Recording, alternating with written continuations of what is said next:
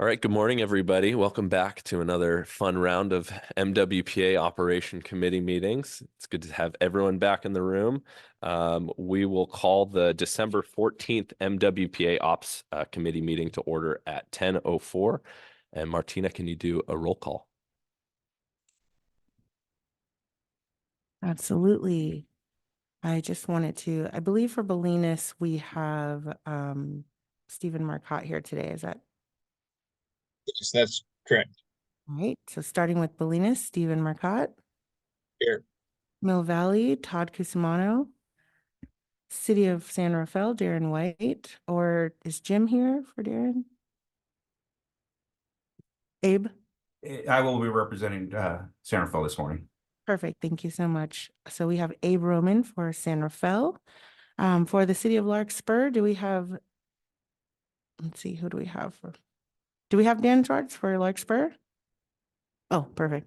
Sorry, sir. I believe Chief Weber will be joining us momentarily for the County of Marin. For Inverness, do we have Jim Fox? Good morning. Yeah, David Briggs is here as well. For Kentfield, do we have Mark Pomey? For Marinwood, do we have Eric Drakeson? Yeah. For Muir Beach, do we have Chris Gove? Not just yet. For Novato Fire, do we have Bill Tyler? Here. For Sleepy Hollow, do we have Dan Mahoney? Here. For Southern Marin Fire, do we have Chris Tubbs? Present. For Stinson Beach Fire, do we have Jesse Perry? Here. For the town of Corte Madera, do we have Adam Wolf?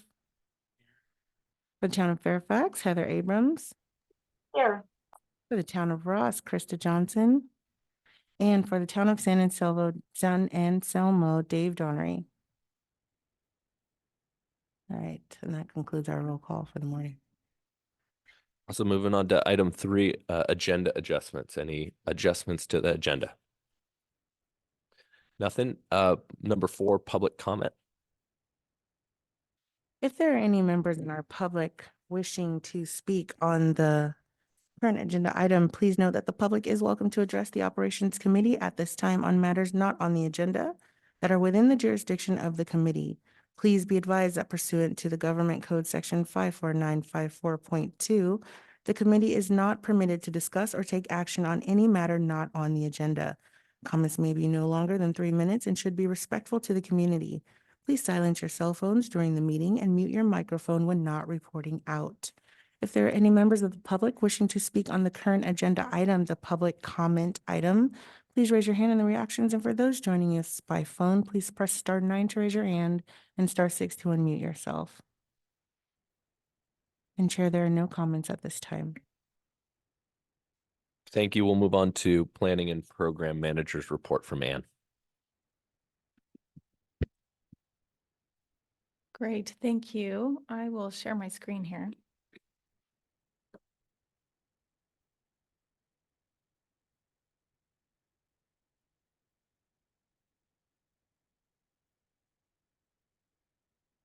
Wonderful. So we are just getting started with our process to develop a new work plan for fiscal year 24-25. I'm going to step back a little bit here in my slides. There we go.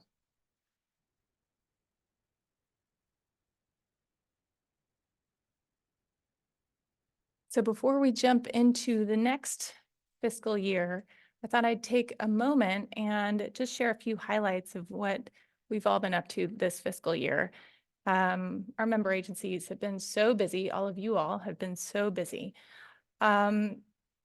These slides are broken up into the 5 goals that MWPA's board identified, including vegetation management, detection alerts and evacuation, grants, public outreach and education, and defensible space and home hardening.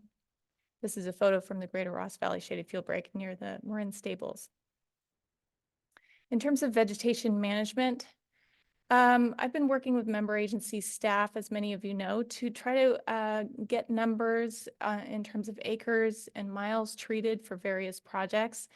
The numbers that I've been able to gather are definitely we're not building yet. And so I'm hoping once we have our spatial data and our protocols and our system all set up, I'll have much more accurate numbers for you guys. But for now, In terms of project underway and approved, that includes well over 31 projects of vegetation management. Thank you. Thanks, Martina. That's much better. We have over 31 projects that have been approved and have gone through environmental compliance that include vegetation management. And as you know, that's a big deal, getting through all the environmental requirements and then being ready to get boots on the ground. That includes our evacuation route projects that have been approved and are underway. In Novato, we've completed about 6.5 miles of the Greater Novato Shaded Fuel Break, around 20 miles or so of shaded fuel breaks total, and around 30 acres of grazing. In Central Marin, completed over 20 miles of the Greater Ross Valley Shaded Fuel Break. In San Rafael, somewhere around 10 miles of shaded fuel breaks, around 10 miles of fire road maintenance, and around 178 or so acres of goat grazing. In Southern Marin, we've completed around 17 miles of shaded fuel breaks. And in the West, we haven't been implementing shaded fuel breaks yet, except for a local project in Stinson Beach, yay Stinson Beach. But we have been working on a significant project and proposal and environmental compliance process in West Marin that will involve the Coastal Commission, local agencies, and our county planning agency. Under detection, alerts, and evacuation, we'll be hearing more about the evacuation ingress egress tool and that launch and how to use it coming up later in this agenda. But we've also been working on vegetation management along our roadways to make them safer. This photo is in West Marin. Since we've been able to do a little bit of work in West Marin, that is a big deal. It's a big deal to be able to work in the coastal zone. So this photo is along Drakes View Drive and a before and after, showing better visibility for those along that roadway. In Novato, we've completed at least 11 miles, Central Marin around 12, San Rafael around 13, Southern Marin around 5 or 6 miles, and West Marin around 11 miles of evacuation route vegetation management. As I mentioned previously, we are developing a GIS program. We are working with Green Info Network, and they're a nonprofit that is very prominent. They've been around for a long time in the Bay Area. They work with a lot of government agencies and help them set up GIS programs and manage data, et cetera. They're very experienced in this arena. So they've completed a needs assessment for us and have talked to a lot of our member agencies and partners. And now we're literally buying infrastructure for the office, starting the process of training staff and developing protocols, things like that, and processes for creating a GIS program that will support MWPA and our member agencies in the core projects. That'll help us report out our metrics, acres and miles treated, link that to how much risk reduction we're actually accomplishing, and then we'll be able to report that out to the public, and that's very exciting. This has been a big goal and a big push for a long time. We're also working on contracting. So as I think you've heard previously, MWPA is working towards providing more support for member agencies for contracting for vegetation management services. So last couple of months ago, we released an RFQ for vegetation management services. We received several packages from different contractors, and we've been going through that process of scoring them, working with different member agencies to rank those proposals, and then move forward with master service agreements with different contractors so that we can support core projects and implementation more efficiently moving forward. So some of those master service agreements should be on the board agenda in January, so keep an eye out for that. In terms of goals 3 and 5, we've been very busy as well. Inspectors have completed over 30,000 inspections. I don't have a final number for that yet, but we'll include that in future slides. In the grant program, this program has proved to be very popular, and we ran out of money pretty quickly. We gave away around the same amount this year as last year, well over 700,000. We're also seeing that residents are putting in at least $6.50 per MWPA dollar spent, And so we're seeing a good return on investment. You will probably see a revised resident grant program in the next work plan.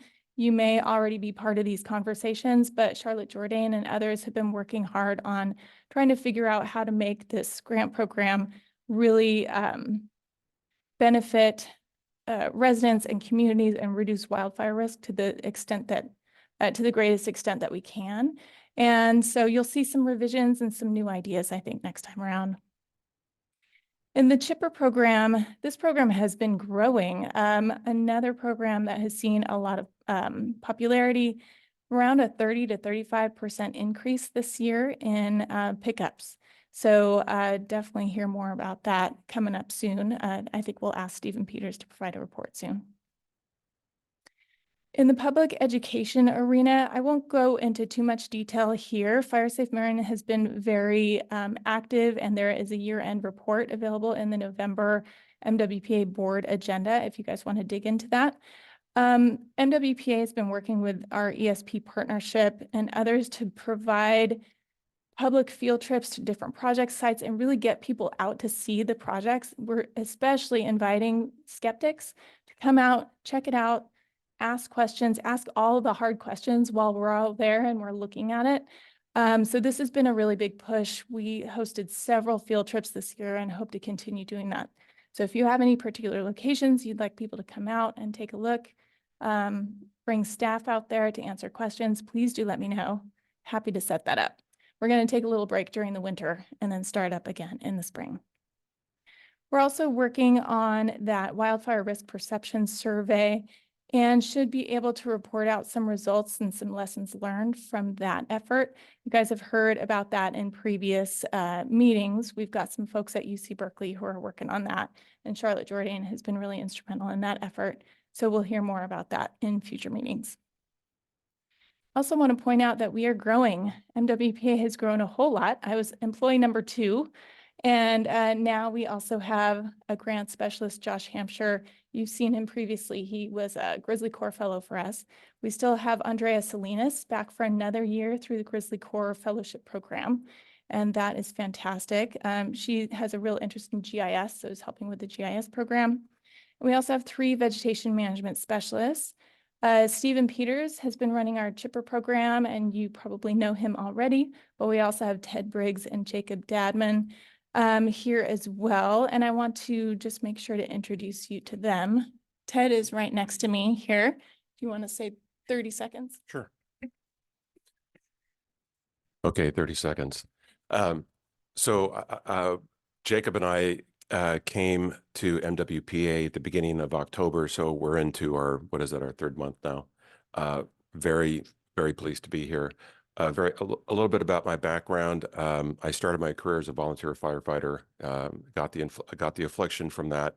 I did that for 5 years across California, and came to. And then after 2017, the 2019 fires, as a resident of Santa Rosa, got inspired to get back into the fire service. So I now serve as a wildland firefighter through the California Military Department.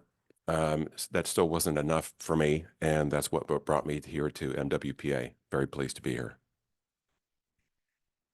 Thanks so much. And we also have Jacob Dadman. I'm wondering if we could bring him over as a panelist briefly so he can introduce himself.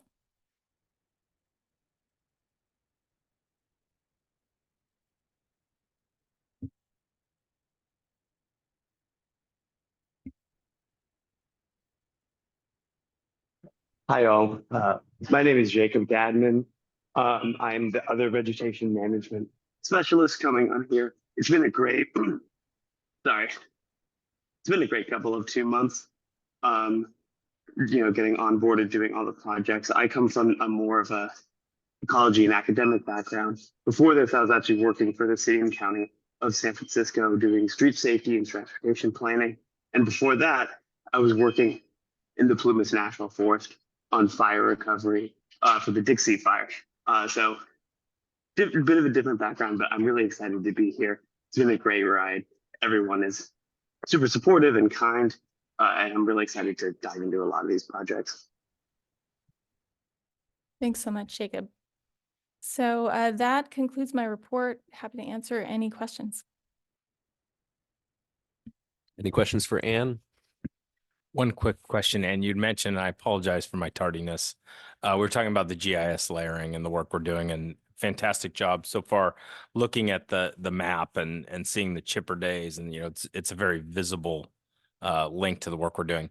Hoping we can connect, and Gavin Albertoli in our office, I've asked him if he hasn't already to reach out and make sure we're formatting that, because I want to push this to the state side. And the polygons are going to be great. There's some other information, but I think in some of the feedback, either on grants that we've received countywide or that we're applying for, is that, our statewide data isn't matching all the good work that's being done.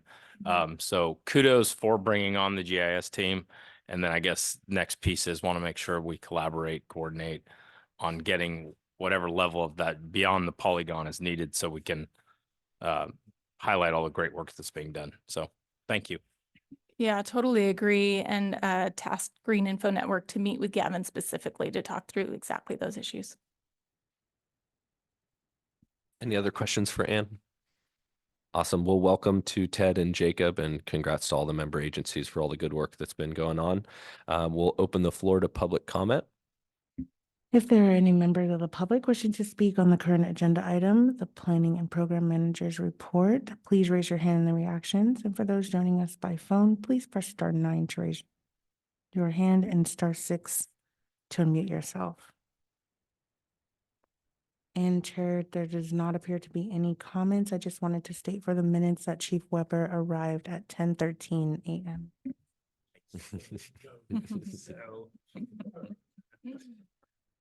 Moving on to item 6, we'll go back out to the floor for public comment for the consent calendar. If there are any members of the public wishing to speak on the consent calendar item, please raise your hand in the reactions. And there are no hands for comments, sir. All right. Any requests to the previous minutes from the meeting on May 3rd, 2023? And if not, we can get an approval. Second.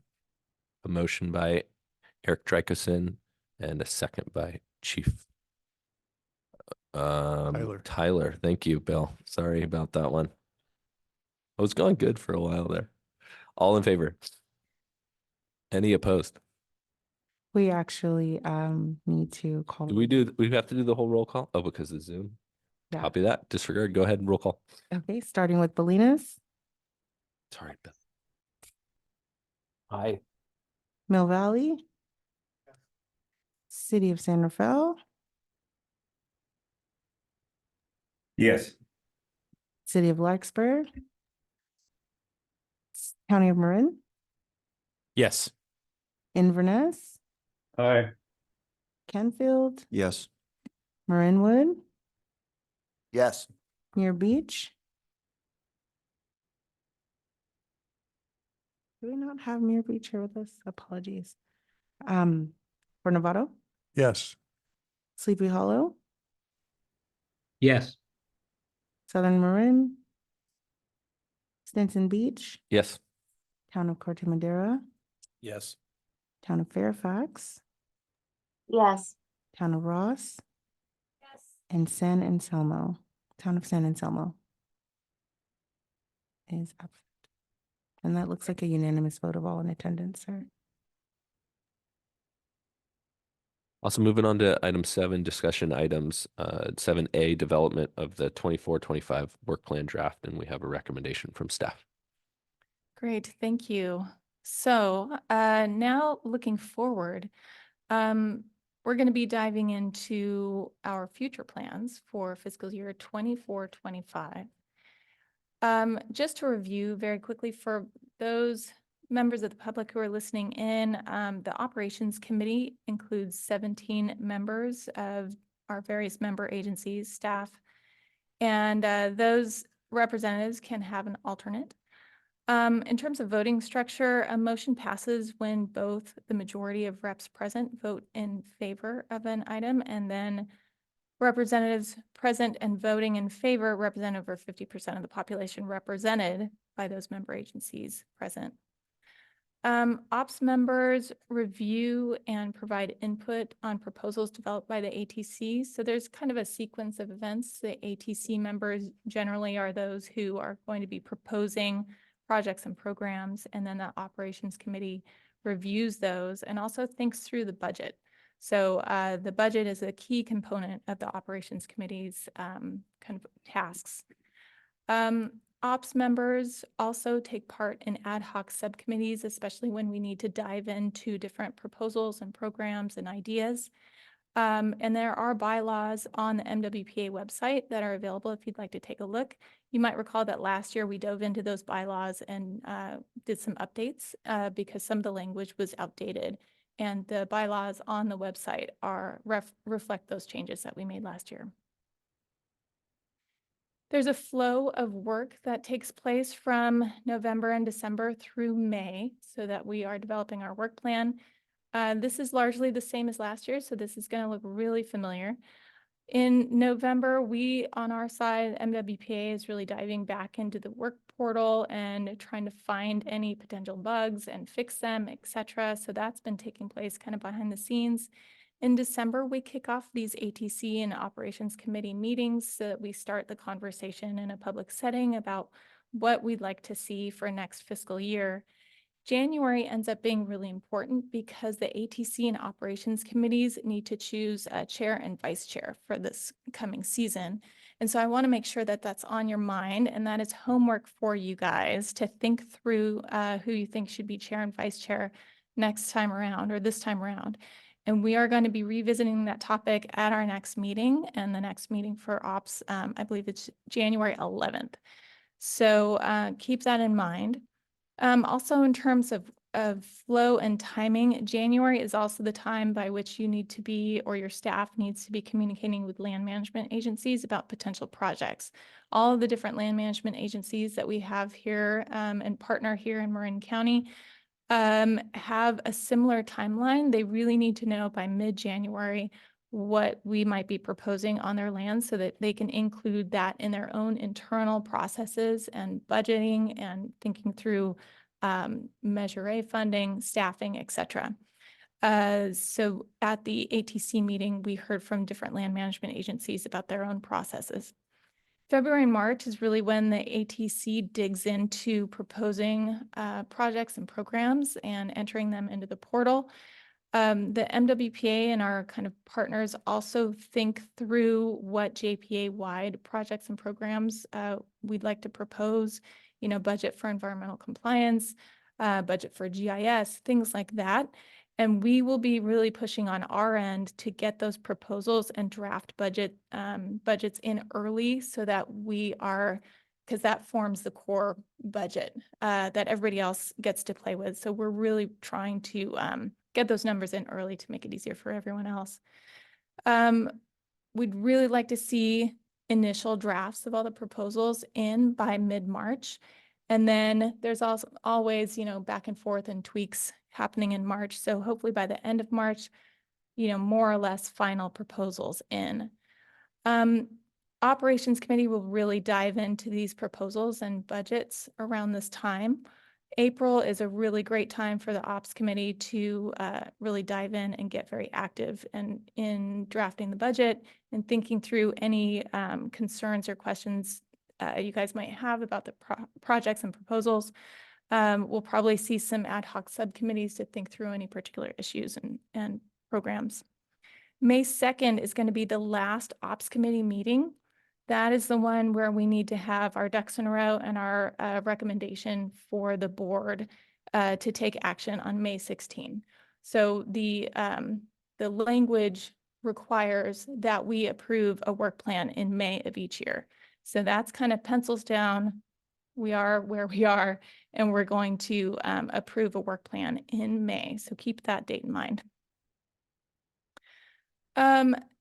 This is another item of kind of homework for the operations committee. So each year, the operations committee provides guidance in terms of overall strategy for the work plan and the development of the work plan. For the last 2 years, you may recall, we've kept the same guidance. The guidance was originally developed in January 2022 by you all. And then we decided to keep that for last year's work plan, the 23-24 work plan. And that guidance is listed here. Take a moment and think through whether or not you'd like to see any changes to that, and we'll revisit this topic in January. We could keep the same guidance if you think that's appropriate, or we could tweak it, add something, subtract something, etc. But we will be voting on that in January. So that includes the house out approach, increasing funding and variety of resident grant programs, prioritizing shaded fuel breaks adjacent to communities, partnering with insurance companies and the IBHS to help avoid insurance cancellations, and increasing public education, particularly to new audiences. So if there's any part of that you'd like to see tweaked or changed, that, let me know, and I can work through a staff report for next time around that reflects some changes. That's something that we could discuss today, but we will vote on that in January. This is a reminder that land management agencies would like your input and ideas by mid-January. Otherwise, it's really tough to get your projects in the queue. I already covered that, so I won't dwell on that for too long. And then this is kind of our homework here. Start communicating with your ATC representatives, get an idea for what types of projects and programs might be proposed for next year. Make sure your ideas are part of the conversation. Think through chair and vice chair. So far, I don't think it's too terrible to be chair and vice chair. So we'd love to see our existing chair and vice chair continue, or have some coordination in terms of changing up those roles and sharing the joy among each other. One other reminder I just want to throw in there before I conclude this report is just that we are going to be exploring the, in terms of core budget project proposals, we're going to be targeting 80% of that core budget, because you might remember 80% of the revenue generated in any particular zone should be spent in that zone, averaged over 5 years. That does give us 20% to kind of think through a little bit more creatively if there are efforts that should receive some additional funding, some additional support in other zones or other types of projects or across multiple zones. That's somewhere where you have some flexibility to think through where some kind of JPA-wide or multi-jurisdictional priorities might go. Last year, you might recall that we budgeted for 80% and then used about 200,000 of that 20% towards planning efforts in West Marin, because the revenue is low and the regulatory environment is pretty steep. And then we distributed the remaining amount back to member agencies. So that's what we did last time around. And that, I believe, is it for me. And happy to take any questions. Happy to discuss, guidance, etc. Whoops. I would appreciate it if we could bring back sooner rather than later an update on what you're doing with insurance companies, because I've heard things through the grapevine that aren't consistent with what this committee was told you were going to be working on. And so I'd really like to hear what's actually been done. Great. We can revisit that in January if you'd like. I think Mark, who's on this call, would be able to provide an update about what MWPA has been up to. So we'll include that maybe on the January agenda. Sure. And then any discussion today about the goals. Do you want to go back to that slide, Ann, or do you want to Sure, just? yeah. Let me pull that up.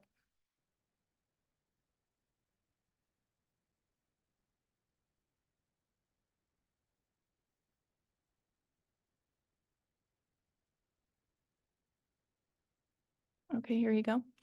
So if there's an opportunity for discussion about these guidances to staff, or any recommendation to push this off to the next meeting if we want to decide that. Yeah, we can also discuss in January if you'd like time to think about it. I can send these out via email.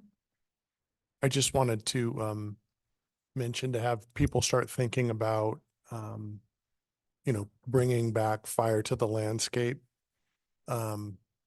Expanding that, because I don't think that's identified there.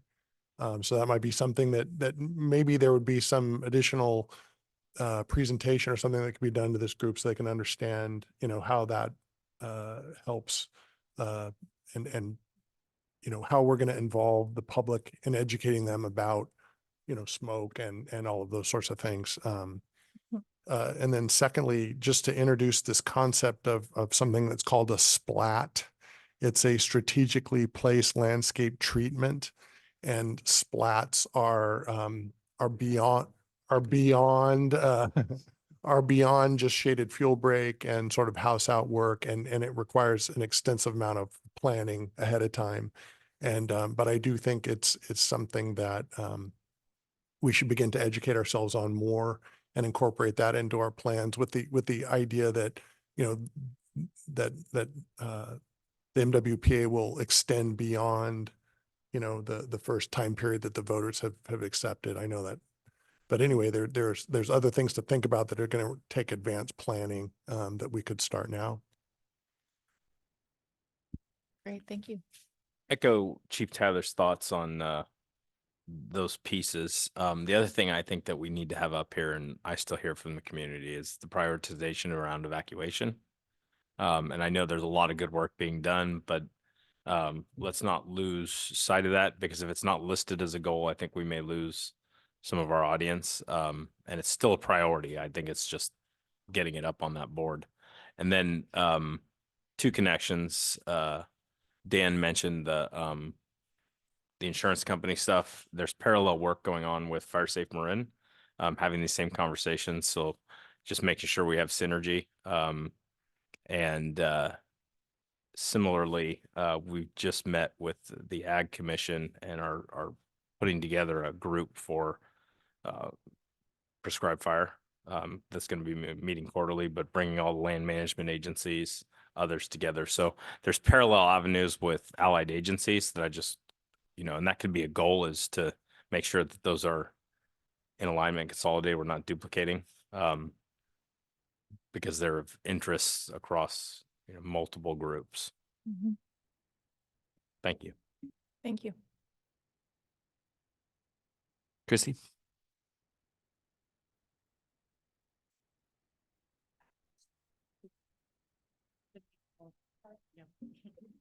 Sorry, Krista from Ross. Just wanted to support Chief Weber's comments about evacuation being identified as a goal on the list. It's something I hear about all the time. Thanks. Awesome. Any other feedback?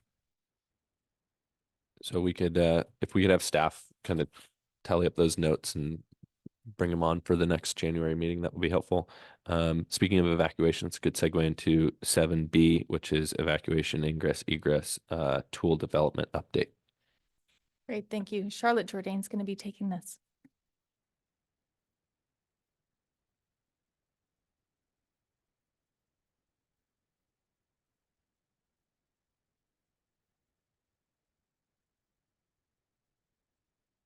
Okay. Good morning, committee members. My name is Charlotte Jourdain. I'm a consultant for the Marine Wildfire Prevention Authority, and I'm here today to bring you an update on the evacuation egress ingress risk assessment.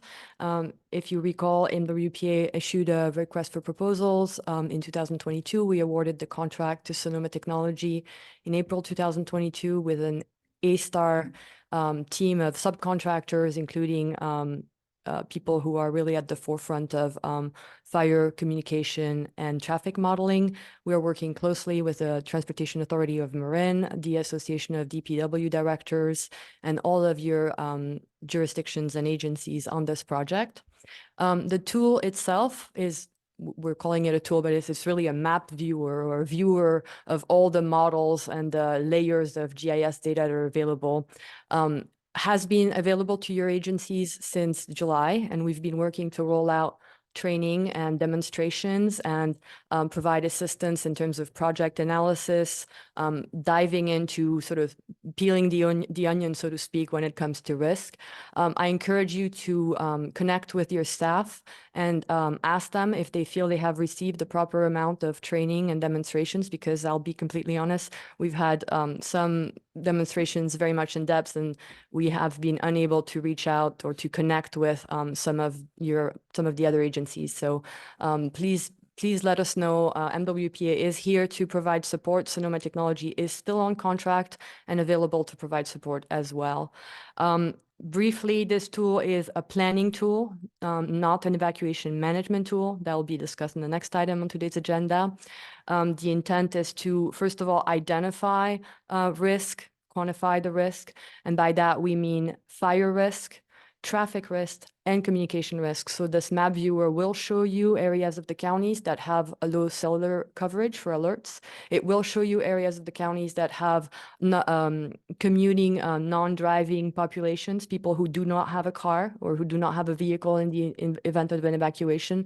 It will show you a lot more than location of fire hazard, if you will. So I really encourage you also to link with other departments within your agencies or jurisdictions. Wanted also to add that in addition to the tool being online, we have the ability to share with you GIS data layers that will satisfy your safety element and housing element requirements in terms of AB 747 and SB 99. Happy to share those, happy to, again, provide demonstration and so on. And I think that is it. I will turn it over to Ted Briggs, who will speak to the Board of Directors' decision in October to release this tool to the public. So there's now an agency-facing version of the tool that requires login and has more detail and more data, and then a public version that's available on the MWPA website. So Ted, thank you. Yep, thank you. So the purpose of me speaking with you now is to make sure that you're aware that the tool that has been discussed and released to the member agencies is now available to the public. The version that is available to the public is slightly different in that it does not include the fire roads, but other than that, it is identical. And so I just wanted to direct I wanted to make sure that this committee was aware that this information is available to the public. And also to just very quickly orient you to the range of resources that are available to the public, because it's more than just the GIS viewer itself. Next page.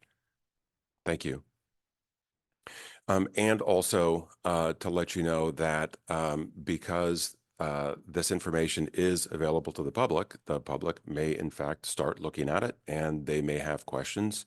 And those questions should, I think, rightly be answered by their relevant fire agency, not by MWPA. Our obligation is to help support and answer questions to the member agencies, so they understand the proper use of the tool and how it can be used effectively and how the tool is built. But if in fact the public has questions based on their viewing of the tool, we would hope that those questions could be answered by their relevant fire agency. Next slide.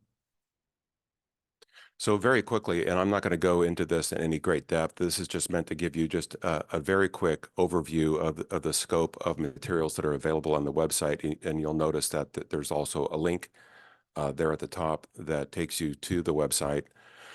And the scope of materials that are made available were very carefully curated in order to help paint the picture and to provide context for the tool itself. It starts with a one-page summary. So if anybody just has basic questions about what is it and why does it exist, they don't need to go into a 75-page academic document to get that answered. There's just a one-page summary that helps provide, a bite-sized nugget of information for context.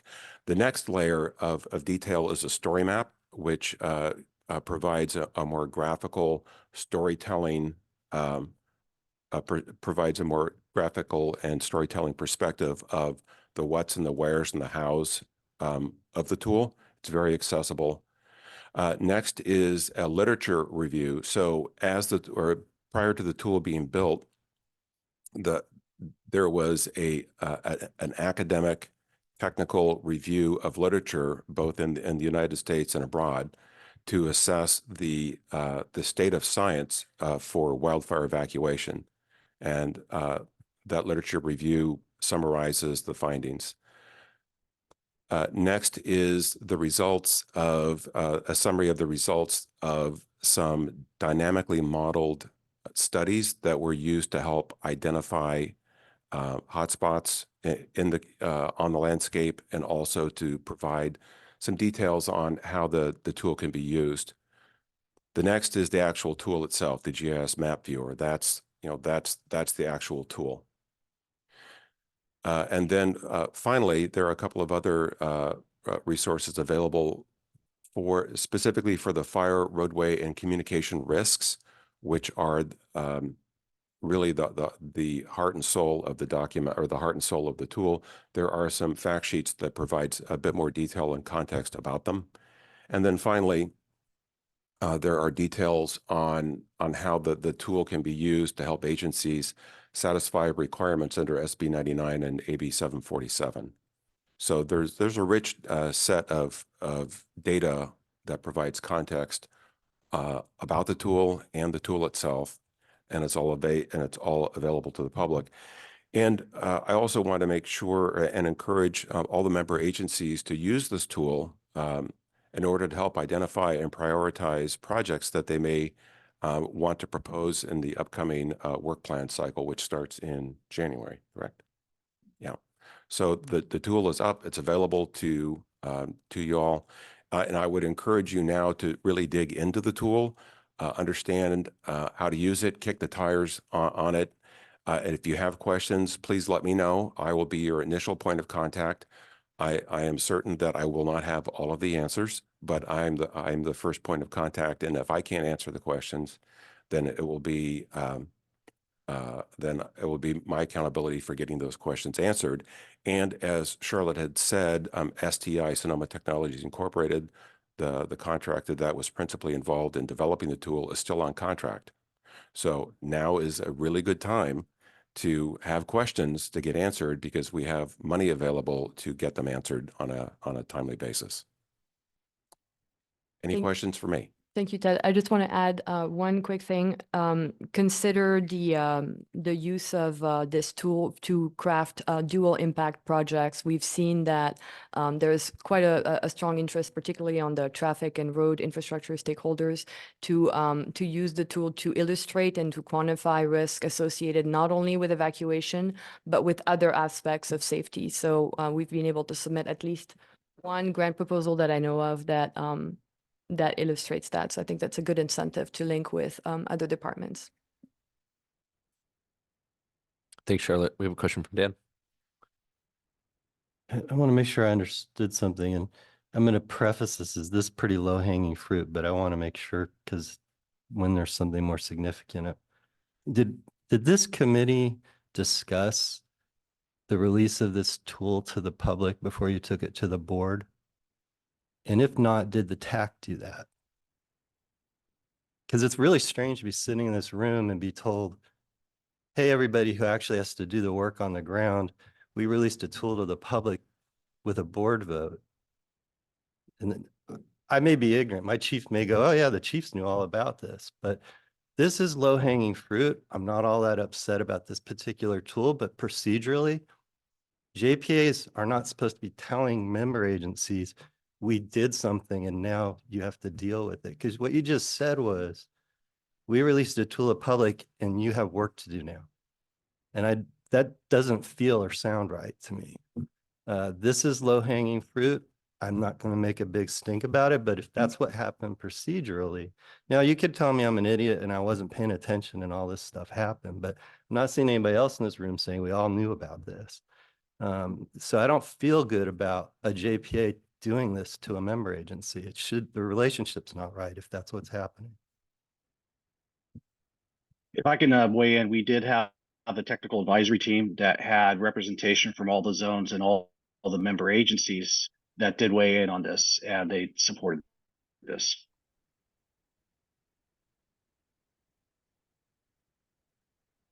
So we all have a TAC member, and then the TAC member's responsibility is to tell us. Is that how we, just so I know how this is going to work, Mark? Because what happens when you do something more significant and then the resource demand on the member agencies higher?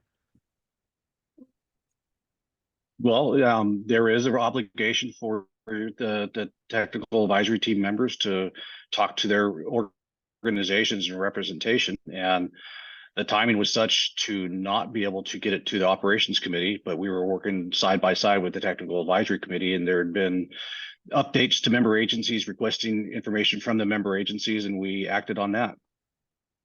Okay, well, I'm going to just register that I'm concerned that I'm in a meeting being told there's a product out available to public, and if they see it, they're going to call our agency. And they're being told to call our agency, and this is not the way I want to first hear about it. Yeah, Dan, I think it's a fair question. I would have to go back and look at my own notes in regards to sort of the procedural aspects, but I would tell you it's not a surprise to me at this meeting that we have a public-facing element of this. I recall hearing that several times through the development of the product with an expectation that there would be a public-facing element. With regards to the agency's responsibility in responding to that, I don't recall conversation about that, but I could have missed that.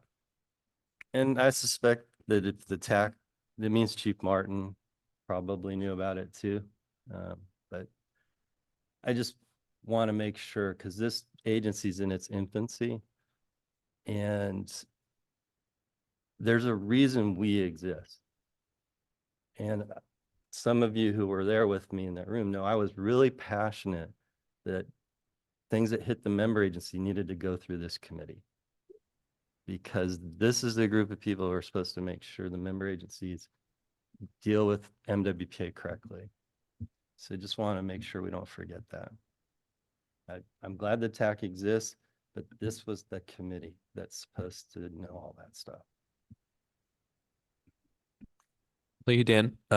Maybe a suggestion to staff is a way that we can kind of make sure we solidify that process and it's understood by all before other decisions are made.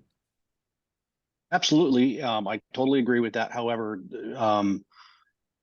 this project started as far as the RFP building 2-3 years ago, and the development was a little over a year and a half. And this exact topic and how the member agencies would interact with the tool and with their constituency was frequently discussed. It was included in multiple communications with our member agencies. It was included in the executive officers report that we publish each month. I'm not sure how we could have helped communicate this a little bit more than we did. I would like to find a way that we could make sure that all the I's were dotted and T's were crossed and there weren't any surprises in this meeting. However, we put a lot of effort to make sure that we didn't. And one of the reasons why we are leaning in this direction is that I have a feeling that the member agencies would very much want to speak to their constituency about the evacuation issues within their community, rather than MWPA staff talking to their constituencies about their evacuation issues. I don't disagree, Mark. But as I said, this is low-hanging stuff. I'm not too worried about it. But like I said, maybe you've been communicating more than I realize, but I don't remember explicitly told when this trigger point would be that now, as a representative of a member agency, I've got a responsibility. This one's not very expensive, and my staff, I'm sure, is more than capable of doing it. But I just procedurally want to remind everybody why this committee exists.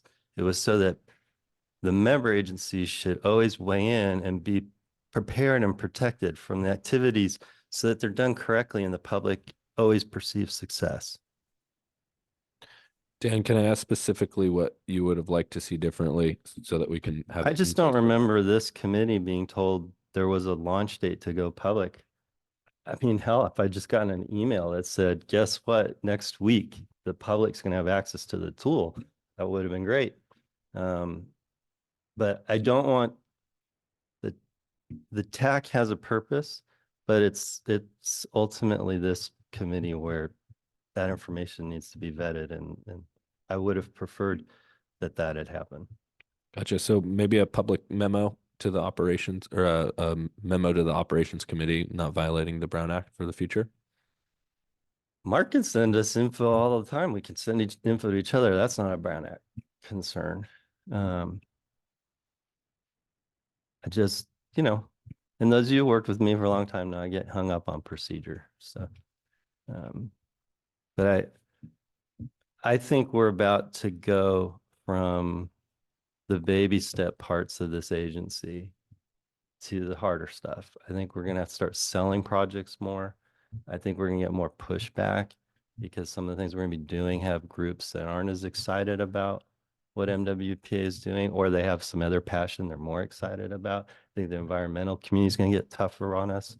And the more this group is in alignment, the better when we're doing all that.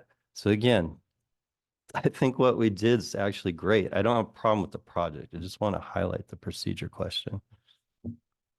Yeah, and I'm looking to provide some clear, direct guidance to staff so that we don't have this issue again in the future. So anything solid that we can provide or discuss at the next meeting. Yeah, their challenge Mark has. And I will mention that go ahead, Dan. I'm sorry. Well, I'm more than comfortable with this being on the record. I mean, the agency's run amok with committees and subcommittees. That wasn't the vision of this agency either. And so at some point we just have to I'm going to keep beating the drum. This is the committee that was supposed to be the one that vets the activities of the MWPA. That was the plan. That was what we all agreed to, who were sitting in the room when we were drafting the documents. And I actually feel on a whole host of issues that the explosion of the structure of this organization is diminishing the purpose of this committee. So. Thank you for your feedback. Staff, do you have any other questions for the board? No, I would say, it might be valuable to go back and revisit the bylaws and specifically the language around the purpose of the operations committee. So, if that's appropriate, we can go back and discuss the purpose of the operations committee and any processes or procedures that should be modified. Go ahead. And if I can offer I totally get that for the MWPA staff, we live this mission day in and day out, but we also understand that our 17-member agencies, town managers, police, our fire chiefs, our board members, the MWPA is a collateral assignment. It's a collateral duty for them, and they can't put 100% of their effort and memory and recall of what's going on. And so that was actually the purpose of creating the monthly executive officers report. It was designed to keep you guys informed, especially when the ops committee and the ATC aren't meeting every month. That was a tool so that you guys can have a one-page synopsis of exactly some of the things that we are doing based on the work plan, but it also lists the board actions.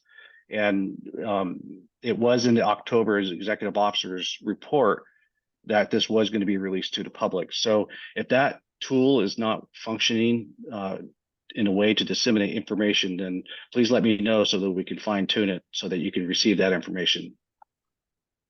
And if it would be helpful, I'm happy to read the purpose of the operations committee as written in the bylaws. It's very, very short. It just says Article 2 purpose. The committee shall be responsible for creating a recommended annual budget for the MWPA Board of Directors and for creating a recommended annual work plan. The committee further shall support the MWPA executive officer in ensuring the MWPA Board of Directors can fulfill their legislative responsibilities. So that's the language in the bylaws. Thank you, Ann. Any other discussion? Eric, I think had some. Mine's a little off this topic. So Chief Weber, if you had something to say specific about this, I'm happy to wait. Okay, I was just going to jump in and say, I think Dan's point is valid. I don't think we need to readjust the bylaws. I think we also collectively have a duty to make sure that you know, when we see something that's on the radar, kind of in alignment with what Dan spoke of, that we raise our hand and say, maybe it's time to get together for a special meeting. Maybe it's a Zoom call. Maybe it's just making sure that, you know, if the fire chiefs are speaking of something on one side or it's happening over fire safe, there's an awareness level. And I think we're all bombarded at this level with emails and newsletters and everything else. But I think it's incumbent upon all of us in this room to make sure that, you know, following Dan's kind of guidance there, which I don't think we're going to memorialize in bylaws and other stuff, that we're communicating and raising the flag and saying, hey, let's bring this in and talk about it. I think that's how we solve this, not policies and procedures. You know, I mean, there's no secret about the challenge of having an ATC, an operations group, and a board, and 17 members on each one. I wouldn't say that's the most nimble setup. It was where we landed to make this work and happen. And some of the repercussions of that can be these challenges, and we just collectively can't do the math 17 times 3 that fast, but it's incumbent upon all of us to make sure we're on the same page. That's all. My thoughts. For what they're worth. Probably not much. I would- 51, by the way.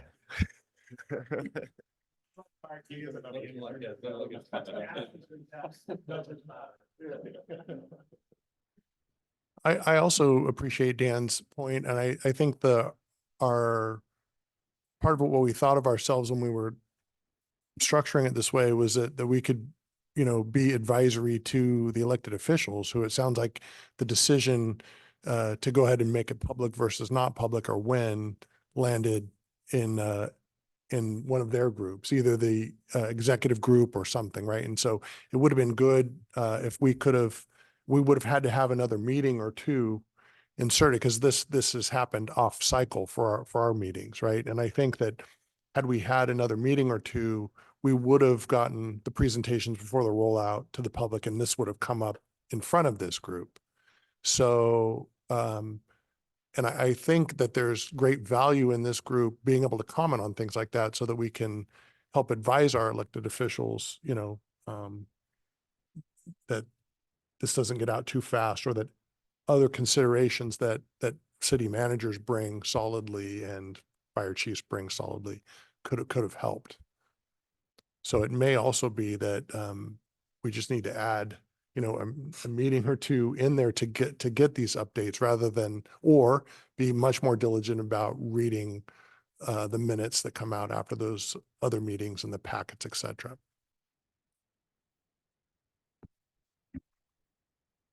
It's straying a bit from the topics, but I'll just close with,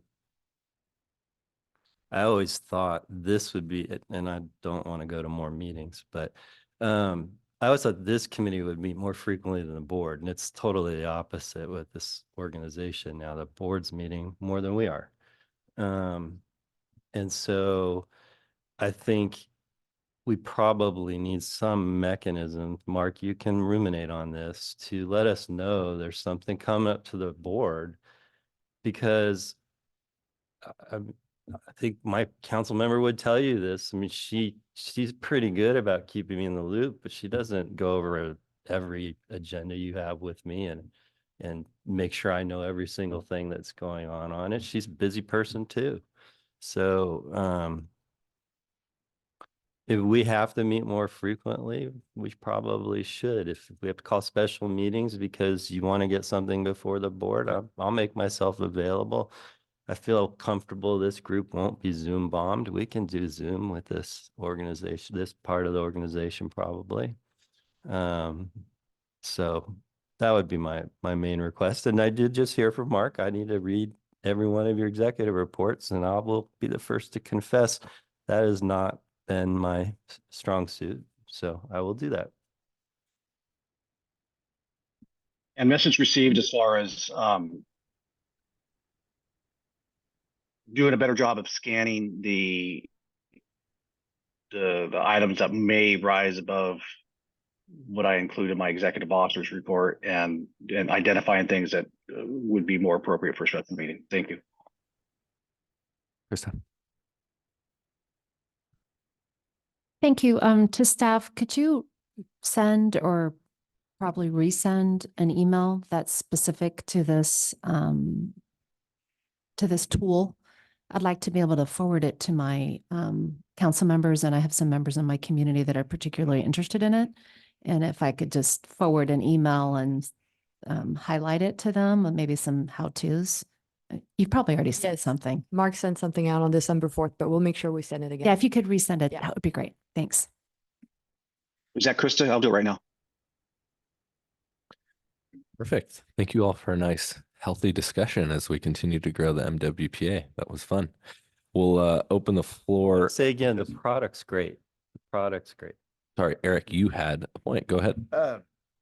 Kind of veering off that and just looking at evacuation from more of a 30,000 foot level. I'm curious if there's been any level of coordination or feedback just with law enforcement in general on this, as a community that did evacuate half of our community just a couple of years ago, due to a fire in the hillside right over here.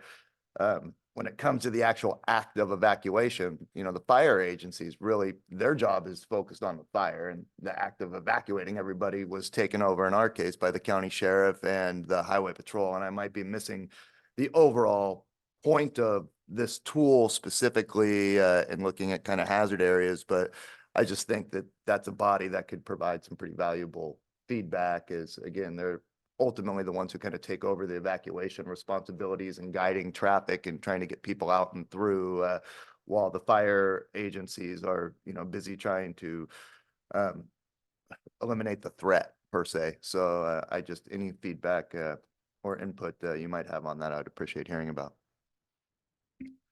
Thank you for that question. Yes. So and I think this is something that the project team has struggled with to some extent, but just want to emphasize again that the tool that we've been discussing on this agenda item is a planning tool only. So it is addressed to helping law enforcement, Office of Emergency Management, and other evacuation actors or stakeholders plan and prepare, but much earlier on in the chain of events that. So it's essentially viewed as a tool that helps address planning and preparation necessary before the incident happens.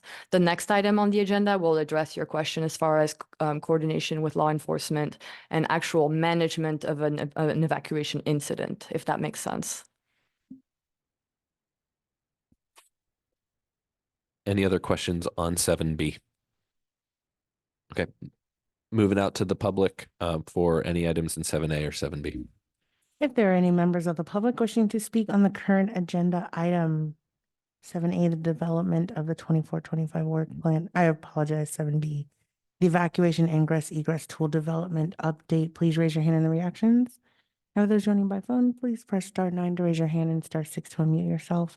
And Chair, it does appear that we have a comment from Larry Minikis. Larry, you should be able to speak at this time. Yes, good morning. I'd just like to add, speaking as a member of the public, that I do attend the meetings, most of the meetings, and I was quite aware, not only was I aware of the release of the tool, I actually spoke to the release of the tool, and I participated in the conversation. So while it's limited as to how many people in the public show up at these meetings, it was presented in a public forum. As a member of the public, I did become aware of it. Whether it could be done better is a question for the committee to answer, but I just wanted to add that to this conversation. Thank you so much. Thank you, Larry. If there are any additional members of the public wishing to speak at this time, please raise your hand in the reactions. And for those joining us by phone, please press *9 to raise your hand and *6 to unmute yourself. And as there are no comments in the room, Chair, there are no additional questions for this item. Thank you, and thank you to Larry for his comment. Moving on to 8A, renewal of Genesis subscription inclusive of a traffic modeling component. We have a recommendation from staff. Yeah, I'll kick this off at first if you don't mind. And as many of you may remember, the original subscription was through Zonehaven. It was a 3-year subscription, and it's due to expire in February. So we need to renew Zonehaven, which is now called Genesis Protect. And a lot of you probably remember that the original intent for Zone Haven was to include a traffic modeling component, and Ladris, a company called Ladris, is the tool that Zone Haven was able to, or Genesis was able to put into their product. And since this is an item that is funded out of the core budget, it definitely needs your approval to recommend to the board to A, extend the contract with the Genesis Protect, and then B, if you so desire, to add the traffic artificial intelligence traffic modeling that the Ladris tool provides. And then based on your approval at today's meeting, we'll be able to move forward at the January meeting so that we can renew the subscription prior to it expiring. And as a reminder, the JPA language is very clear that the improvement and maintenance of evacuation systems falls within what our mission is. And then we also had the opportunity to meet with the police chiefs, since the police chiefs obviously are the people that are going to be managing the evacuations. And they were very excited about this product. We also met with the Office of Emergency Management, obviously, because we have to coordinate with them during emergencies for evacuation, but also for planning purposes. This tool is super powerful, both in the planning environment, whether it's for fire department planning, law enforcement planning, or even community development planning. We also know that a lot of the residents have been asking that question: how long does it take to evacuate? And as awesome as the evacuation egress risk assessment tool is, it really doesn't give us that. It gives us risk ratings for the roadways. And Chief Navarro is laughing at me right now, but he was the recipient of the Google study that actually helped them with the timing of that. And quite frankly, Google's not interested in doing that for every community, but it also was a single snapshot in time for Chief Navarro. It wasn't an ongoing modeling effort. And then after a lot of the communities learned about the Google study, we've been approached many times, hey, can we get Google to do this for our town? Well, this product will do this, and it will do it over and over and over for us. It's not just a single snapshot in time. It's great for training as well. And then the last piece I'll share before I pass it off to Steve and Leo is that it is also an operational tool. It will take the live time data, and you will be able to, at the incident command post, model what the evacuation times are, and you can run different scenarios through live time and get that digested. But it also increases our interoperability by multiple users can see what the environment, what's going on in the digital environment, but also OEM will start seeing all of this work, and that'll allow them to support the incident that much better. And I suggest that we pass it off to Leo and Steve for their discussion and demo, and then we can ask Chief Navarro and Stephen Torrance to weigh in on their thoughts. Yeah, thank you, Mark. I'll just kind of kick it off. So we've been working with your organization now for, I guess, almost 4 years, 3.5 years or so. And a part of the vision, not only for the organization, but also a number of our customers, was to really have a tool that could help from, way before an emergency to really evaluate the egress, choke points, and potential for mitigation. What if we had a road here? What if we change this to a roundabout instead of a stop sign or whatever? And one of our mutual customers, Nevada County, who uses both the same evacuation management platform you use, Genesis Protect, and Ladris, came to us about a year ago, I think it was, and we had been working on a tool like this, and we saw what Leo and team had put together. We stopped our development work and we negotiated an agreement where now the Ladris tool you're about to see is now rebranded within our Genesis Protect platform as Traffic AI, and you'll hear about why the AI is important. And we're the exclusive reseller for this tool, and very happy to do so. So we've adopted this tool as our solution for both real-time operational analysis and also pre-planning. And I think you'll be impressed with what you see. Thank you, Steve. Very good to be here with you all. My name is Leo Zleeman. I am the CEO for Ladris AI. And Ken actually, and Mark, Ken Kenma mentioned that he was curious if he could also be a presenter on this call. I think he's in the waiting room, just a quick heads up. We'll go ahead and dive right in and present for you all here today. Let me share my screen and let me know if you can see this. Okay. Yes, we can.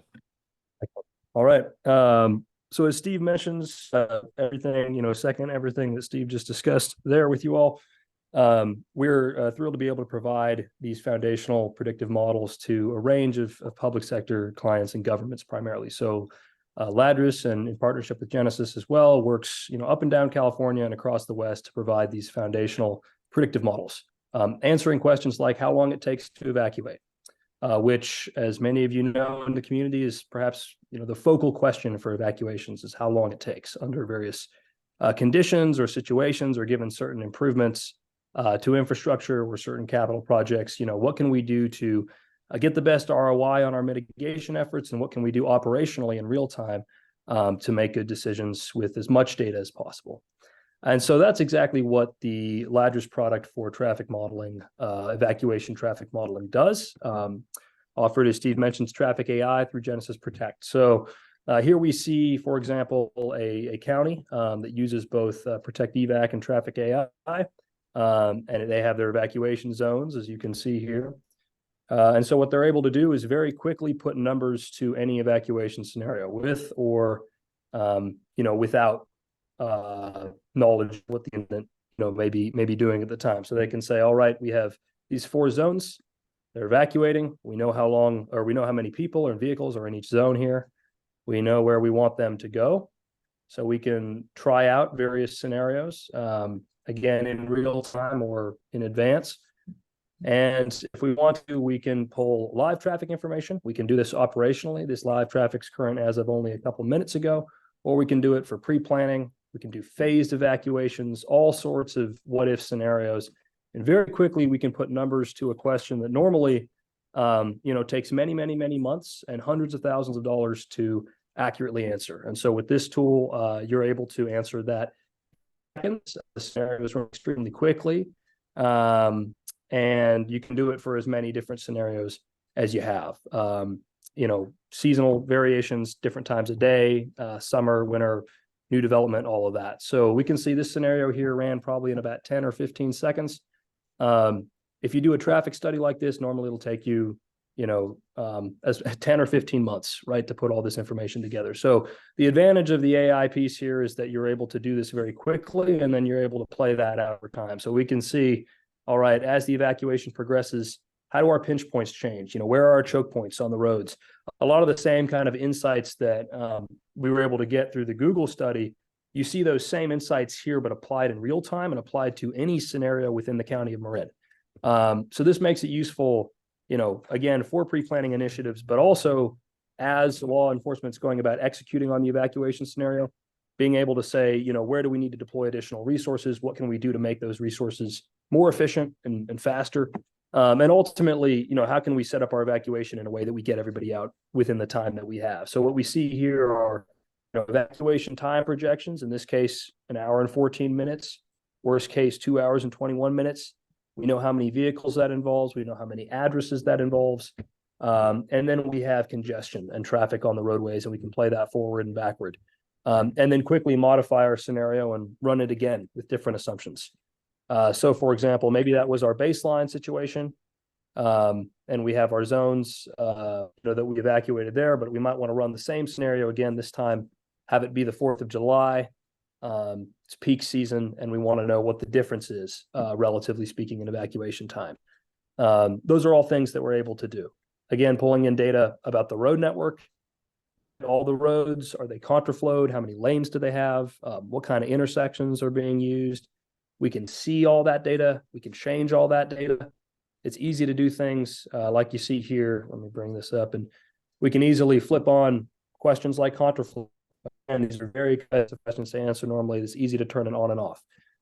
Blocking roads, new development, a whole bunch of different questions that we're able to answer. So That's at a 40,000 foot level. What this tool is, it gives you both a live real-time tool, the first of its kind to be able to be used in emergency evacuation situations, as well as a tool that's suited for pre-planning and for, quantitatively forecasting ROI for new development.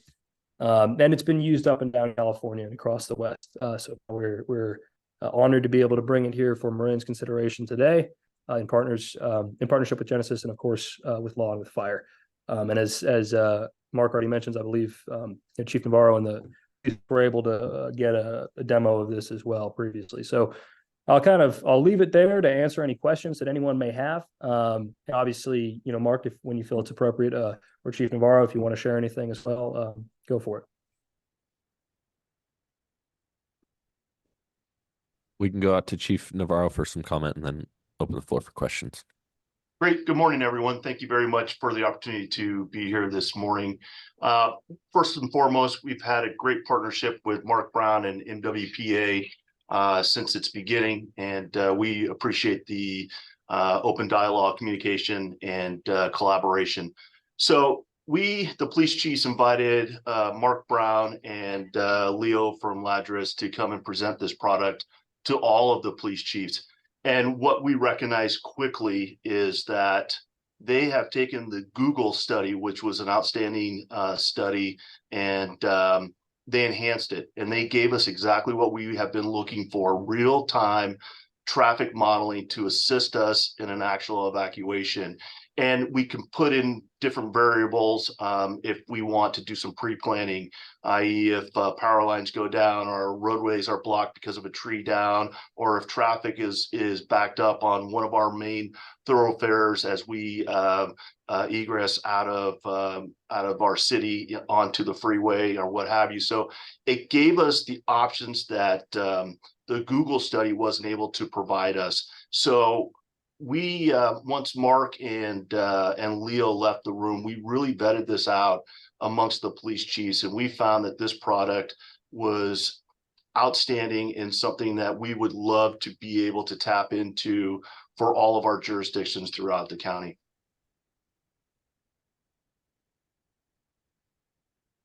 Thank you, Chief. And I see we have Director Torrance on too for a comment. Good morning, everyone. I definitely want to support the work that Mark and Ladris have been doing, and also echo the words that Chief Navarro just mentioned. From OEM's perspective, when we were brought this tool, essentially it changed the game that we can do some of our day-to-day planning. As many of you know, the operational area plans are managed by the Office of Emergency Management. And with that, evacuation goes into a lot of our planning, not only just wildfire, but tsunami and other plans that we have as well. Focusing on the plans, the core thing that I'd like to say with this is it allows for us to have a data-driven approach to be able to develop the best plans that we have.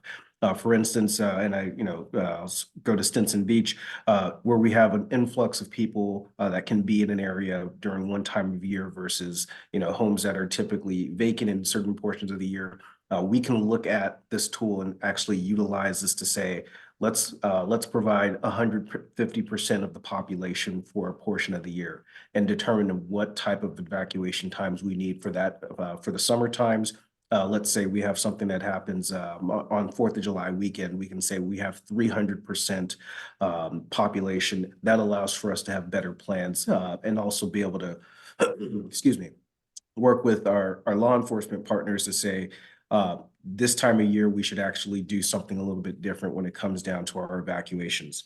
On the response side, it helps us determine what our duty officers should be doing with alert and warning as we advise back and forth between the field. But also when we talk about mitigation, it allows for us to really look at a cost-benefit analysis. I'm not sure if the software that we're looking at can actually do it right now, but we were showing a portion of this where in the event that we wanted to add a new road, what would that have in it? How would that be able to be a positive impact, or is it a positive impact at all? To be able to take that to FEMA and say, this is the benefit of adding a new road, and this is a cost benefit analysis, as you can see here. And then we can take that and go to the federal government and ask for federal state funding to be able to supplement. So this is a very powerful tool, and I'm happy to support it. Thank you. Thanks, Director Torrance. You won my vote. Moving back up to Mark. Yeah, and I'll just wrap it up with what I'm sure a lot of you are asking if you haven't already looked into the agenda packet, and is how much is this going to cost? And so currently we are paying $73,000 a year for the Genesis Protect. If we move forward with this package, we are looking at sorry, I hit the wrong button. We're looking at $81,900 for our subscription for Genesis Protect component, and then an additional $126,700 a year for the traffic AI. I know that's a big price tag, but given what the MWPA was designed to do, the demand that we're getting from our public for this type of information, this type of planning and capabilities, operational, and just flat out what I think the return on investment that we'll get during the operational world, but also in planning, staff feels that this is a solid investment for us. ATC was also supportive of this. Thank you, Mark. Yeah, just excuse me real quick, Leo, you might want to comment. I think, as previously noted, the ability to, as you just modeled there on your screen, the ability to look at the impact and analyze that almost in real time. If we were to add a road here or add lanes or so forth, just to clarify, that is something available now. So. Absolutely. And that's part of the value, right, is that a lot of these kind of decisions, mitigation type decisions or preparedness decisions, that may in isolation, studies to do this may by themselves cost, hundreds of thousands, if not millions of dollars to evaluate.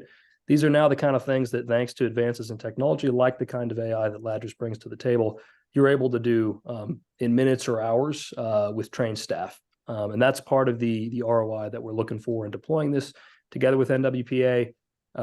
There's a whole host of questions that go into creating the ideal infrastructure and the ideal tactical responses to evacuations. And all those things can be evaluated extremely quickly and cost effectively with the planning and operational tool like this. So thank you, Steve. It's a good point. Thank you, Yeah, Leo. I think one last from... thing is we have a couple of customers in Colorado that are going to be implementing this tool also. And one of the driving factors for them was when they have proposed developments, whether they're commercial or residential, they can use this tool to analyze the impact that that development can have on the area and start, adding costs that the developers could potentially contribute to mitigate the impact.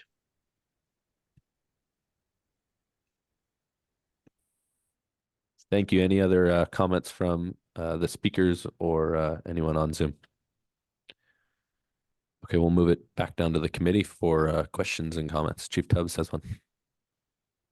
Yeah, I want to thank everyone for the presentation today and just sort of acknowledge, I think the integration of live modeling into the field, certainly for operational purposes, is kind of the holy grail of a tool like this. But the question I have is in the operational lane, and I saw the presentation of what the streets and roadway network looks like at the time, and I didn't see, and maybe I missed it. Is there a component of the program that provides recommendations to field personnel who are making those decisions about which roadways to clear and what the overall rippling impact of that is? Thank you. Yeah. The recommendation component of the program is primarily implicit. That is to say, by saying that certain choke points take 30 minutes to clear, you might take that as a recommendation that they be prioritized. Explicit decision-making recommendation support is something that we generally have to train operators to kind of interpret from the results. But in the future, it's very likely that there will be more explicit decision-making support there. That's always a tricky one. We emphasize it as a decision support tool. And unlike other projects, this one is very targeted toward the professional class, toward the fire and police that are actually, executing on these events.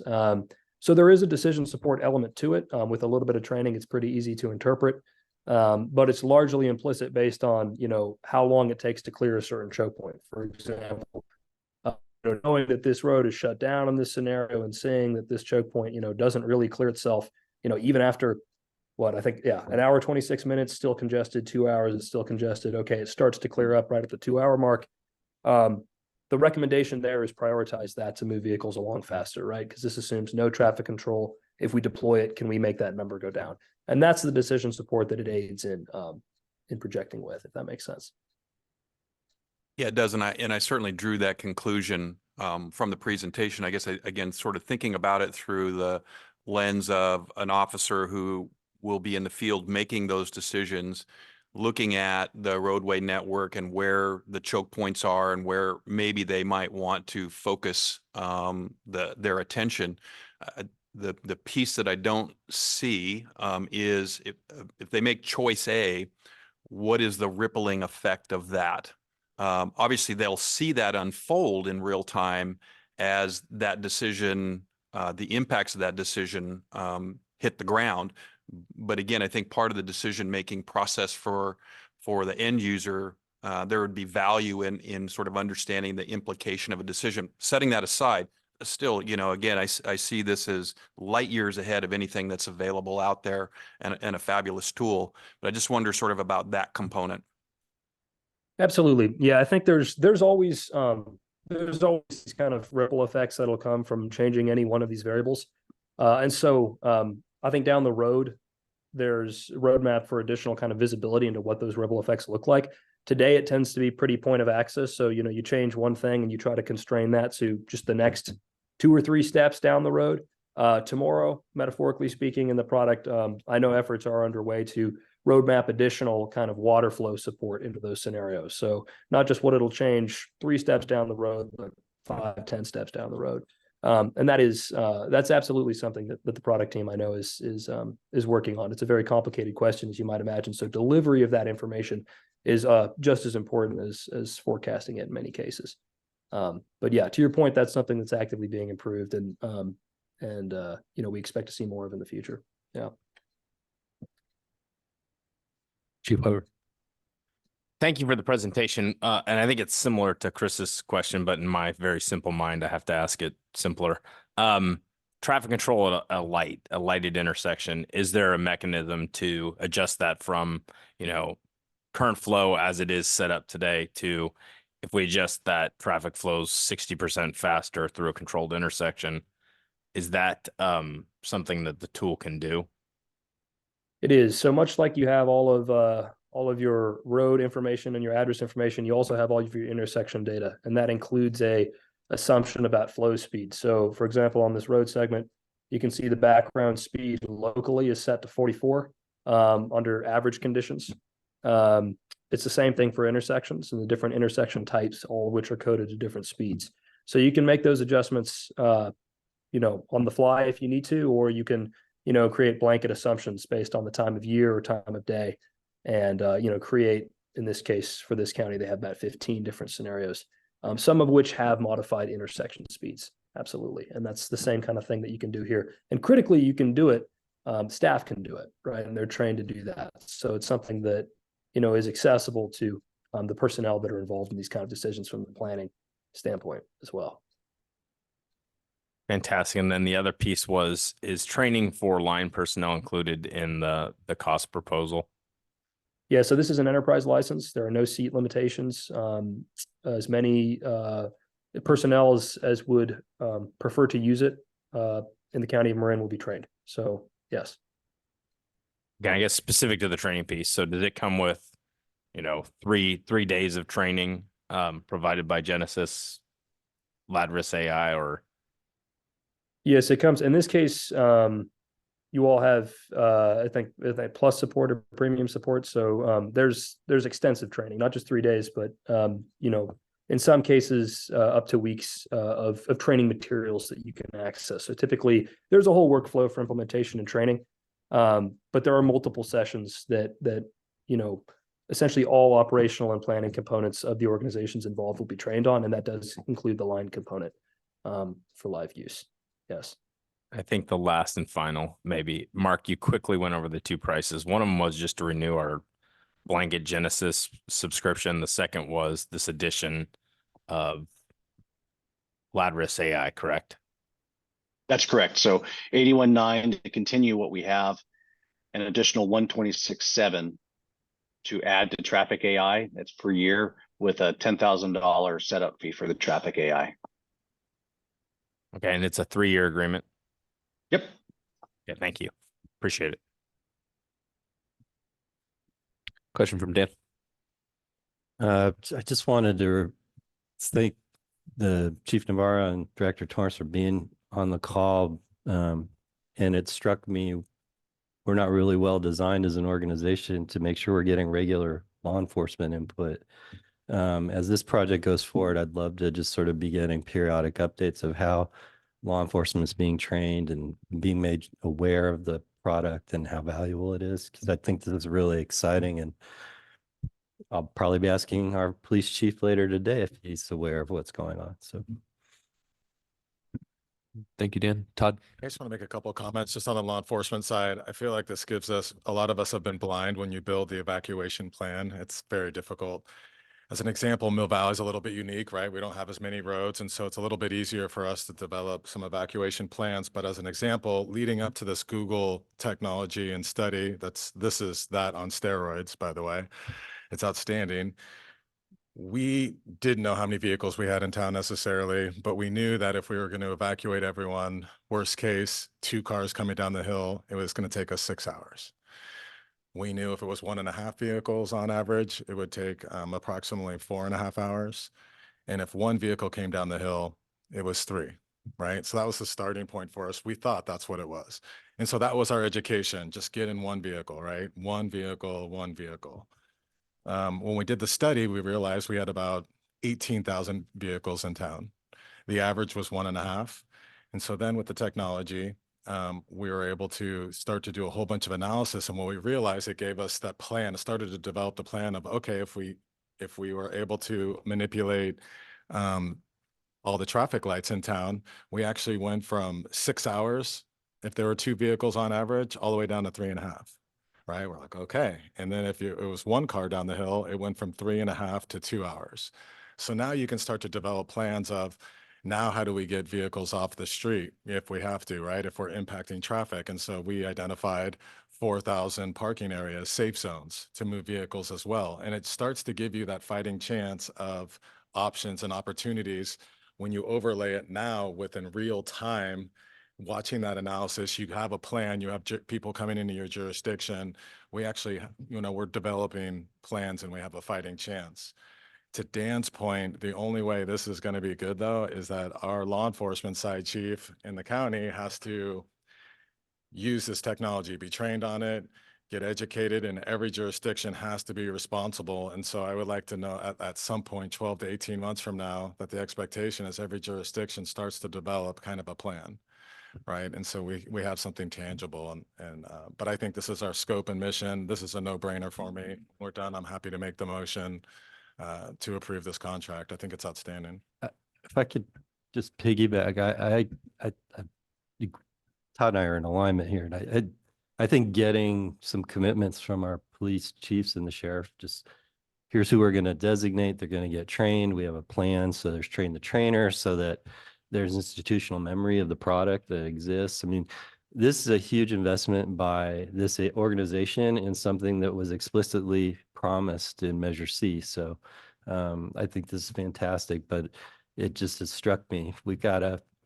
There's no structure in place to really get those commitments out of law enforcement. And I fully expect to get them, but I think to Todd's point, what's a timeline? How are we going to be sure people know, is it in full use? Probably got to get working on that right now. Good. I just want to note that Heather Abrams and Jim Fox have their hands raised. We'll start with Heather.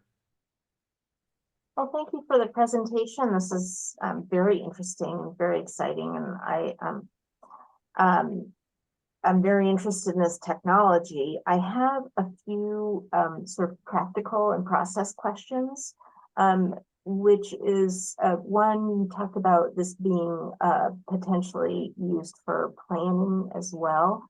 And so I wanted to find out if there is the ability to add population in specific blocks or spots as we look at, our development requirements through the state, we're getting a lot of pushback from residents about, this will impact our evacuation abilities.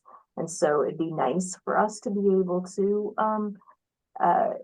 do those scenarios and be able to answer those questions more fully. Next question, which I think piggybacks on Dan Schwartz's question, is who will use this and how much, interaction has happened already or will happen with the police chiefs. I have not heard about this from my chief, so I want to make sure that he's involved and that he'll be able to, have the bandwidth, for one thing, to be able to interact with that, with this. And then next, are you just confirming, it sounds like you can update data in real time so that you can see as cars are moving through the road system, how that's working and where you might need to change things. So I just want to confirm that that's the case. And then lastly, we just had a discussion about sort of how we bring this to public facing. And I'm sure that we're going to have board members who are going to want to talk all about how this new tool is available and are really interested in talking with the public about evacuation plans. And so I think we should have a careful discussion about how this is described and presented in public. Thank you. So to go through those questions and let me know if we miss anything. To the first, you are able to model the impact of new development that includes new addresses. So for example, and that's specifically to comply with 747 and other type requirements like that. So you're able to add, however many cars you believe will be at that new plan development, as well as other classes of vehicles and population. And you can do that for existing infrastructure. You can do that for new infrastructure, and that lets you plan for modeling purposes. If you're going to, add a development, what the impact of that is likely to be on your clearance times that you've already established as a baseline. To your second question on the police chiefs, I defer to Chief Navarro on that, but as mentioned, they have at minimum seen a presentation and kind of vetted, gone through this at some level. For the third question, could you remind me what the third component of it was? All right. Who will use this, and then real time, do you have real time updates for that? So that's just confirmation. Got it. Yes. And I did hear you say that for existing, say there's an existing parcel, it's currently a underutilized parcel, and it's projected to get 150 new homes. We could change those projections. Yes, that is correct. Yeah. Okay. And last one was public facing. Yes, right. Yeah, I think on the public facing piece of it, that's obviously something that we defer that process piece to you all. That said, this version of the platform that you're seeing here today is specifically designed for professional use by kind of the operational class and the planning class. And so generally we see two types of users, right, that you're alluding to here. Users primarily focused on planning and users who are focused on operations. This tends to work neatly together and fit within their respective jurisdictions. And in this case, again, it varies organization to organization, but at minimum, you generally are training law, fire, GIS, obviously MWPA staff being involved in the project, as well as then the other kind of resource groups that have a stake either in real-time response or in predictive planning, right? So those are the two big categories that generally we train users to use the platform in. And that's a discussion that we've been having with how to get that process started and set up and how that fits into our typical onboarding workflows. So all of that discussion is, has been started, and that's the first thing that we'll be getting to post-deployment with you all. Absolutely. And if I can piggyback on the use of the tool and more of the public face, we see this as a public agency tool. We see this as an operational tool, and I'll put it in a fire perspective. All of our fire agencies are using tablet command. It's a digital tool. It's an incident management tool, and it's designed for them. There's no public facing portion of it. And I know, Heather, you're going to get a question from residents that says, how long is it going to take to evacuate Scenic? And so our recommendation, and again, this is an interesting tool or an interesting thing where MWPA will provide the subscription for the service, but it really is an operational tool, and we back out of the operational aspect. It's for the member agencies to operationalize this. And so, but what I envision is that when you and your police chief are asked that question, you can run that model and then say, okay, this is what our software tells us it's going to take, and then you can explain how you got that data. Thank you.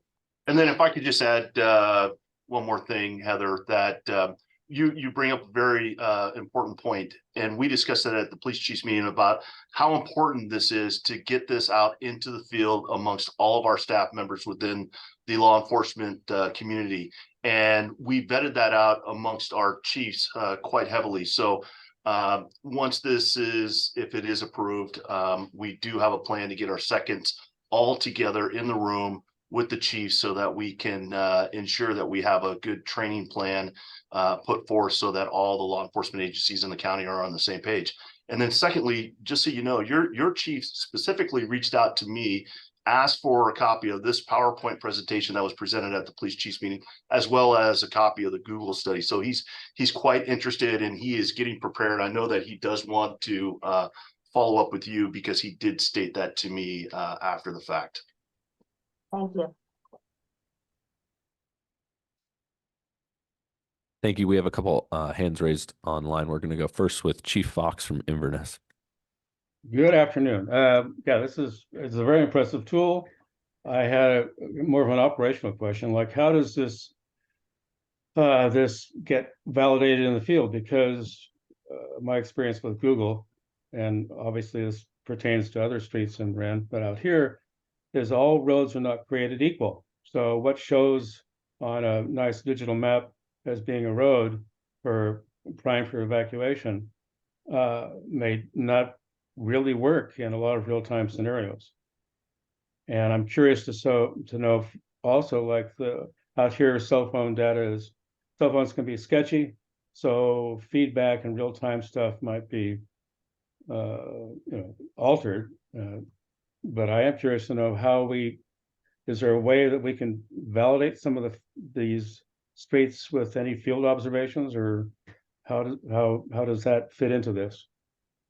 I know Leo can answer this, but let me chime in, Leo, because since I have some experience using models in comparison to what's really happening out on the ground. Right. And if you start off with the premise that all models are wrong, then you are probably on the right path, but some are more wrong than others, some are more right than others. And what you do is you gauge based on what the model is saying and adjust to what reality is saying. So if the model is showing 10 minutes slower than what you are seeing in reality, then you adjust for that windage. And that's how I look at models, and it's a starting point for you, and then you allow reality to adjust to what you're really seeing and use that for future decision making.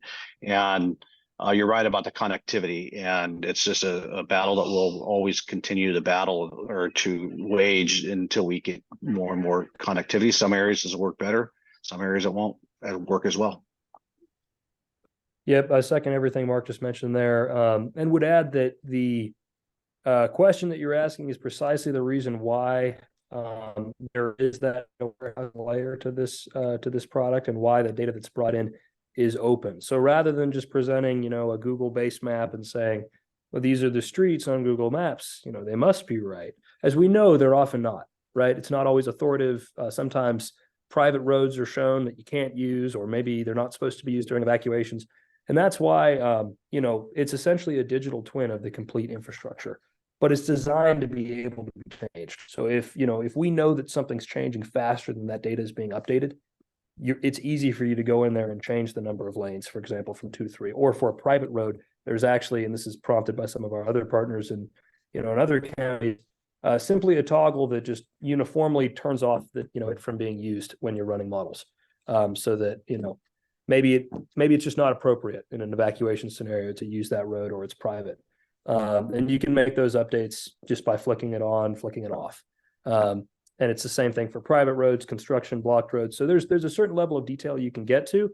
But again, knowing that the data is not always going to be perfect, knowing that sometimes things lag behind, there's also these kind of blanket assumptions that you can make, and you can do that on a regional level for, all the different roads in the area, or you can kind of do it in a fine grained way if you have the benefit of some time in advance to make those assumptions. So yeah, that's to your question is exactly why that kind of functionality exists, basically.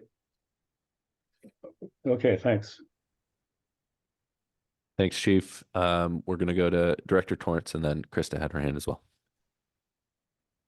Thank you. Just want to add a couple of things, and I'm not sure who in the room mentioned it.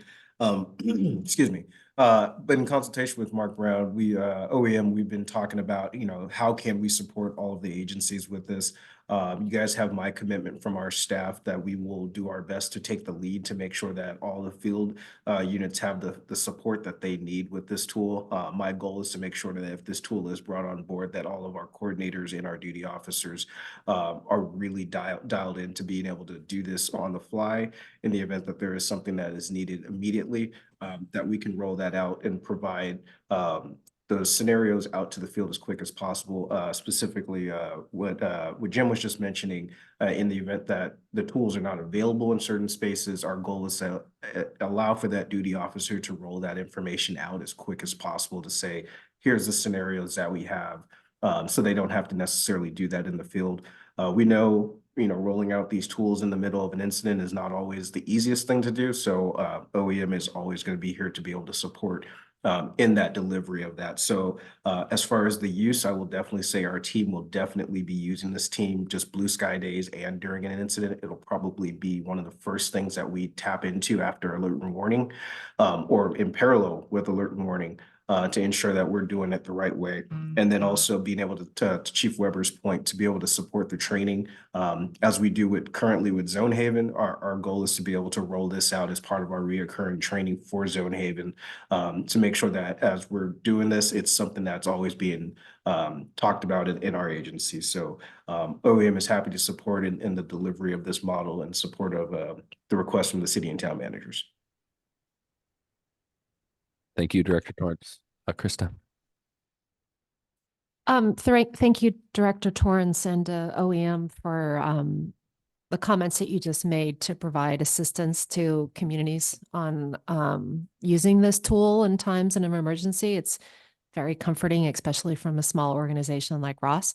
So super happy about that. I guess my question, I should have asked it during the last item when we were talking about the planning tool, but since there's been comments from Mark and from other agency staff, is if it's the responsibility of the local fire agency to use this. So what I'd like to do, first of all, I know I'm going to have council members that want to have a presentation at a council meeting regarding the planning tool.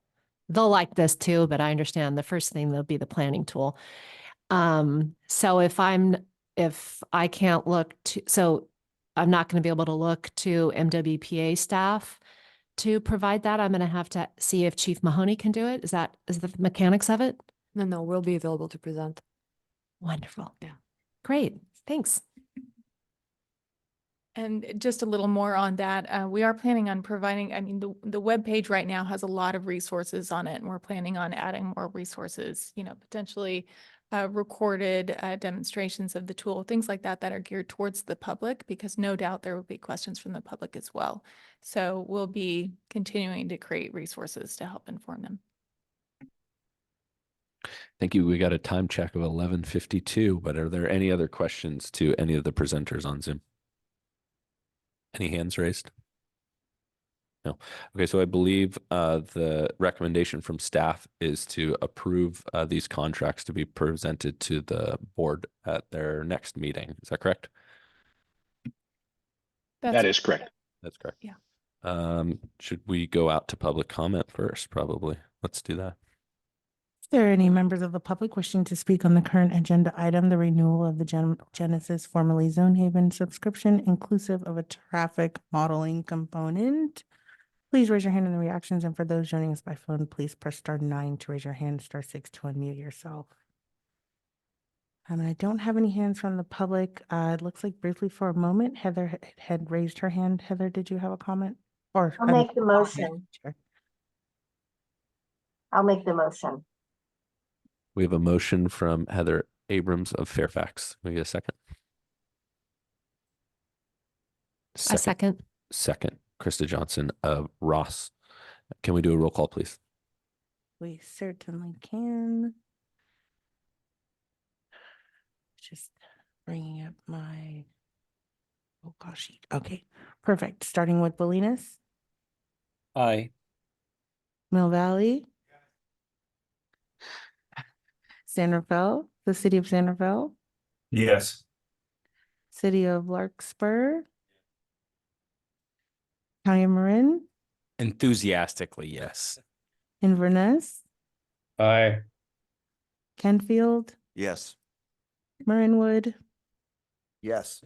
I do not believe Muir Beach is with us. Novato, Chief Tyler stepped out. okay. Sleepy Hollow Fire, Yes. Southern Marin Fire, Yes. Stinson Beach. Yes. Town of Corte Madera, Yes. Town of Fairfax, Yes. Town of Ross. Yes.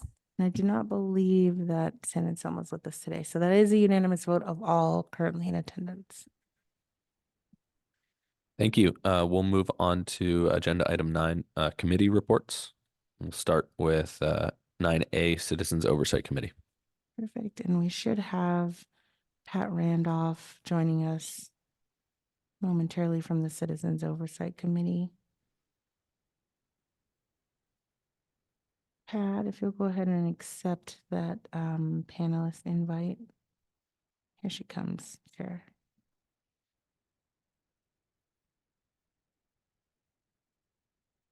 Pat, if you want to go ahead and unmute and activate your video. I have unmuted and activated to say that we have nothing to report. Thank you very much, Pat. Moving on to 9B, Advisory Technical Committee, Chief Martin. Thank you, Mr. Chair and members of the Operations Committee. Ruben Martin, with your chair for the ATC. We had our first meeting of the season last Wednesday, December 6th. We were presented with some similar topics to what you received today with the same reports.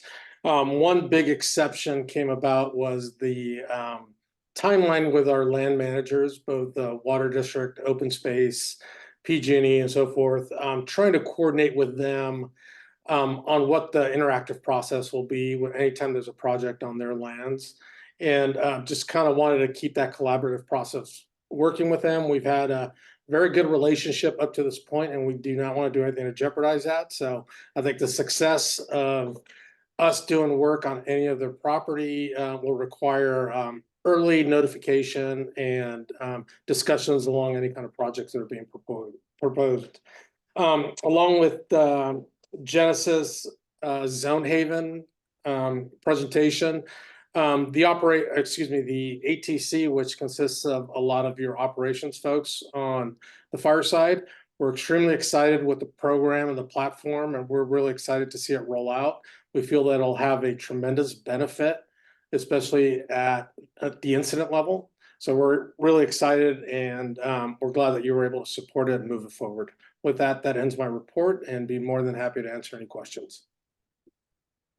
Thank you, Chief. Any questions for Chief Martin? Martina, do we have to go out to public comment for the committee reports? No. Okay. Moving on to item 10, committee members' requests regarding future agenda items. Any requests for future agenda items from the committee? Hearing none, we can go to adjournment. Kind of a motion to adjourn the meeting. So moved. Second. Thank you all for a great meeting back, and we'll see you again at the next meeting, which will be, Ann, January 11th. January 11th. Thank you yes. so much. Thank you, everyone. Thank you. Thank you.